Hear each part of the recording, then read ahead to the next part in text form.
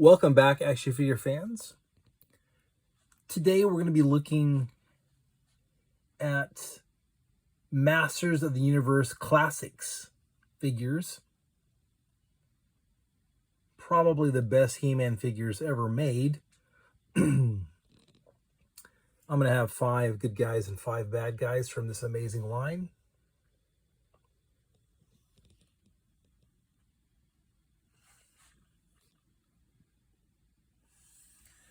And there we go.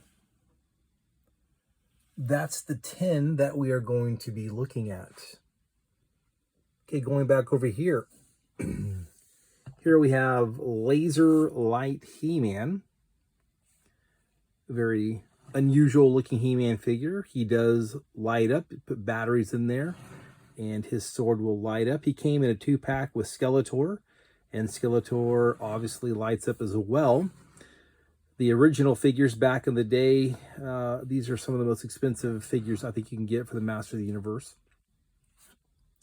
But they look good. That's a nice looking He-Man figure. I kind of like the blue armor there. And it looks pretty cool. Laser Light He-Man, I believe that's his full name. Okay. This is a cool figure. I just like everything about the looks of it. His name is Sir Laser-Lot. Yeah. Kind of like from Camelot.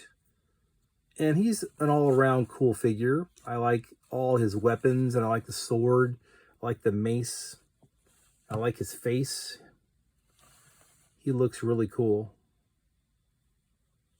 I believe this was a New Adventures of He-Man character. And he looks really nice. I like that figure. Okay, I know this looks like Conan. It looks really like a Conan figure to me. But I believe his name is Vicor. And I believe in the Masters of the Universe mythology, he is one of those ancestors of He-Man. Some big, strong barbarian type. And like I said, a little more than anything else, it just makes me think of Conan the Barbarian in a He-Man line. But I like it. It's a really cool looking figure. And I kind of like that whole concept of ancestors of He-Man. The weapons on this are really nice. Got some little metal chains there going on. Vicor looks really cool. I like him. Okay, the next one is Strobo. So he looks a lot like Zodak, of course.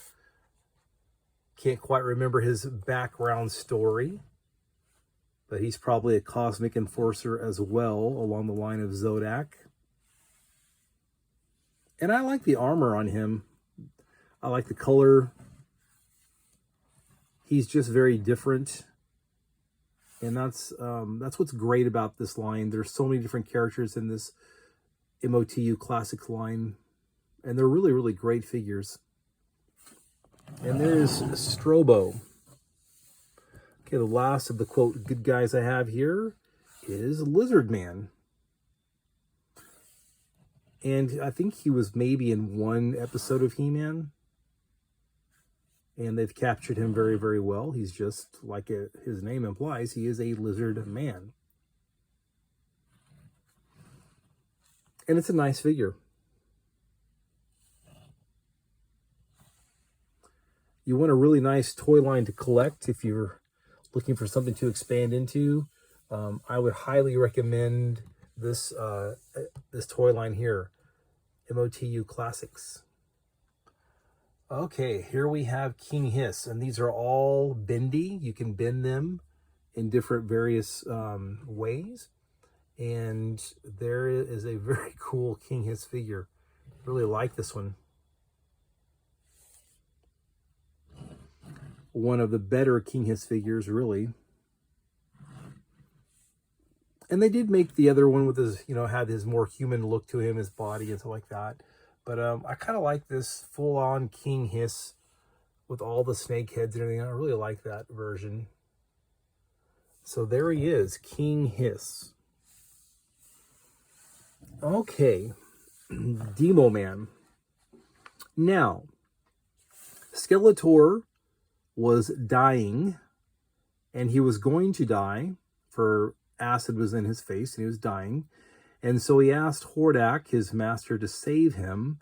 And so Hordak bonded Keldor with this demon, Demo Man. And Demo Man is what made Keldor into Skeletor. So, if you think about it, Skeletor or Keldor is really just a possessed Keldor. And this is the demon that's inside of him. Just by itself, this figure, Demo Man, is really, really cool. I don't know where or how Hordak got a hold of this demon and bonded him to Keldor. Don't really know that. But I think this is an amazing Masters of the Universe figure. And it's one that everyone should have, because this is really the origin of Skeletor. This is Skeletor, okay? Demo Man and Keldor together make Skeletor. But this is one of the reasons why he's the Lord of Evil, the Lord of Destruction. He's got this demon inside of him that's bonded with him. And so there's the figure, Demo Man. Amazing. Looks great. Okay, so this is on the packaging anyway. It says strong ore, but from the cartoon, he was strong arm. This arm right here could grow many times its size and telescope out and become very huge. So I guess you could call him strong ore or strong arm. I guess either one actually works. I call him strong arm. That's what his name was in the comics, or I'm sorry, in the cartoon. So he'll always be strong arm to me. And once again, I think he's just in one episode of the cartoon series. And he's a really cool looking figure. I really like him. When I saw him in the cartoon way back in the mid 80s, I just couldn't wait to have a figure of him. So it just took, I guess, 35 years or so to finally get one. And there he is. I like him a whole lot. Strong arm. Okay, moving on to Fang Man. Once again, just a lackey of Skeletor. I think he was in 1 or 2 episodes of the cartoon as well. And they made so many figures in this line, they were really scraping the bottom of the barrel trying to find figures to kind of make. And that's good. Actually, that's a good thing, because they make figures like Fang Man, which they wouldn't have made Fang Man unless they got that far into the line. And I'm glad they did. It's the only Fang Man they've ever made. They're not ever going to make another one, I don't think.